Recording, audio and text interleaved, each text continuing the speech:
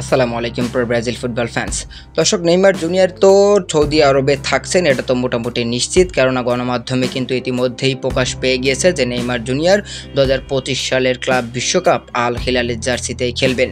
এবং নেইমার জুনিয়রের সাথে আল হিলালের চুক্তি শেষ হওয়ার পরের সম্পর্কে নেইমার জুনিয়রের বাবার কাছে জানতে চাওয়া হলে নেইমার জুনিয়রের বাবা তিনি বলেছেন, ভবিষ্যতের জন্য আমার কোনো পরিকল্পনা নেই, দেখতে হবে নেইমারের ইচ্ছা কী।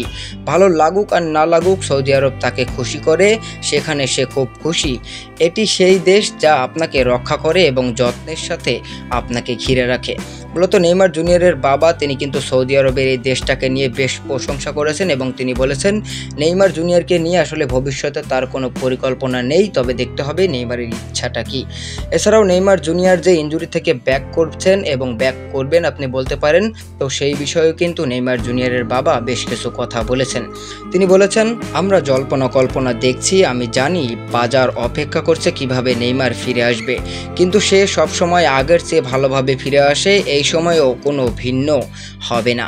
মূলত নেইমার জুনিয়রের বাবারও কিন্তু আত্মবিশ্বাস অনেক বেশি যে নেইমার জুনিয়র ইনজুরি থেকে খুব ভালো মতোই ব্যাক করবেন এবং আরও বেশি ভয়ঙ্কর রূপে ব্যাক করবেন।